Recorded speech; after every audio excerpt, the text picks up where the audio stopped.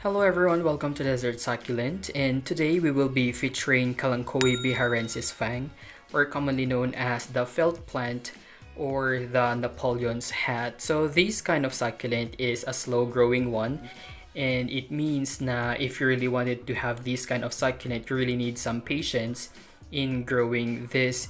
As the plant matures, you can expect it to reach to around 30 centimeters or that's 12 inches tall. What makes this succulent extra special is yung kanyang leaves. You would really feel na yung texture niya is para siyang felt paper na medyo rough.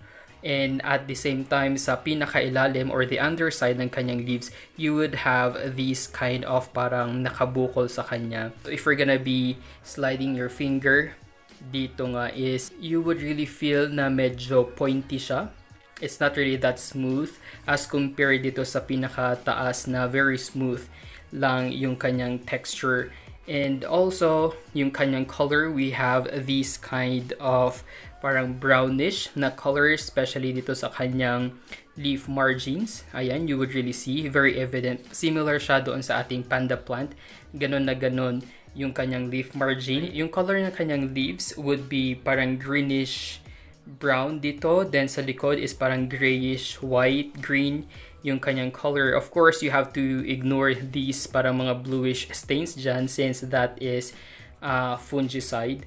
Yung ating mga Napoleon's hat grows best when they are outdoors. We really need to give them or provide them a strong light so they can tolerate partial sun to full sun, but it's best nga if naka full sun sila. You can also put this one indoor, but again, siguro under grow lights or near windowsill area na talagang nasisinagan ng araw. And also these are perfect sa mga warm climates like us here in the Philippines. And this one is located sa ating rain or shine area, and I really didn't have any problems sa kanya like sunburns or anything. The moment I would realize na nag-dry yung kanyang leaves is when I really didn't water it for a long period of time. And so watering this kind of succulent requires no schedule kasi I always check on how the leaves looks like kasi you would really notice na dehydrated na yung inyong mga succulents if medyo wrinkled na yung kanilang mga leaves, but as much as possible dapat hindi natin hayaan na maging wrinkled or dehydrated yung ating mga succulents kasi after all, these are plants and mas maganda nga if they can be watered regularly. So I water this one every 2 weeks. You would see here sa top layer ng kanyang soil, it looks dry na siya, but in fact sa pinakaloob, if you will be doing this, ayan, see? Medyo moist pa yung kanyang soil sa loob. So we won't be watering this one. We need to check first yung kanyang soil sa pinakaloob kasi that's one of the biggest problem na nakikita ko why some of your succulents are overwatered. It's because we only see and consider yung pinaka-top na layer without considering yung pinaka-inner layer ng ating soil. Propagating this kind of succulent is very simple and it's really easier kasi nga look at how big yung kanyang mga leaf, and see here, you can easily snap off itong kanyang pinaka leaf dito sa ating stem, but you have to be careful. You have to make sure na maganda yung pagkakatanggal natin sa kanya for you to have successful na propagation. Although in my case, I don't usually propagate through leaves. What I usually do is to have a stem cutting. Ayan, so we will be cutting it here. Pero medyo challenging if we will be cutting this kasi medyo makapal yung kanyang stem. So kumbaga, it's really one of those succulents na yung kanyang stem is very woody. Sobrang tigas niya, para talaga siyang kahoy, and you really need to exert an effort every time you will be cutting it. So this one is Napoleon's hat then.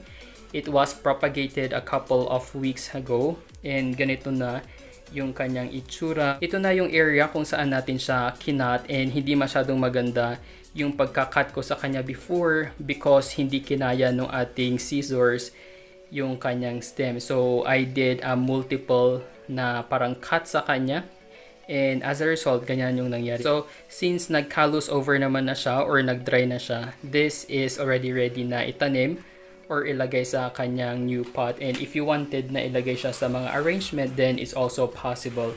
Kasi napakaganda niyang contrast. Like what we did before, ito na yung update nung ating succulent arrangement na we did before. And doon nga sa pinakalikod, as you can see here, that's our Napoleon's hat. Nilagay ko sa pinakalikod yung ating Napoleon's hat. I think before hanggang dito lang yung kanyang size, but right now, ayan, umabot na siya hanggang doon na part. And so far, so good. Okay na okay naman siya na i-mix sa inyong mga succulent arrangement. And if you will be using yung ating mga Napoleon's hat sa mga arrangement, bagay sila sa pinakalikod kasi nga yung growth nila is pataas as compared dito, for example, sa ating mga echeverias and graptoverias na pahaba or yung growth nila is sidewards. Fertilizing itong ating mga Napoleon's hat is also very important, especially if you are someone like me na mahilig na mag-repot ng mga succulents without changing yung kanilang soil. And since we don't change the soil often or seldom we change the soil, then we really need to add some nutrients sa kanya. You can make use of controlled na fertilizers such as Osmocote or Nutricote, or at the same time, what I'm using is yung ating liquid na fertilizer mix that I usually put every month, especially in arrangements like this. Sobrang hirap kasi na maglagay ng controlled release fertilizers from this side to this side to that side kasi nga it's a big container. And I am afraid na hindi evenly ma-distribute yung nutrients sa aking mga succulents. That's why I prefer using yung liquid na type para ipangdidilig ko lang siya and para ma-reach niya even yung mga roots na nandun sa pinaka-loob.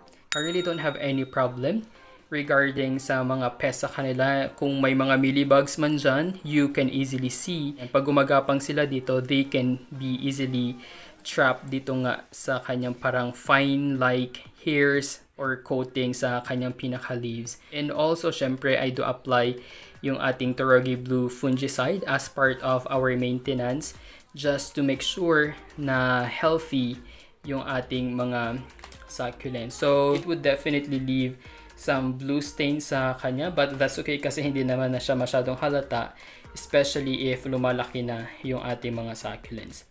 And that's all for our Napoleon's hat. Thank you guys for watching. Don't forget to like and subscribe to our YouTube channel. You may also visit our Facebook page at Desert Succulent PH.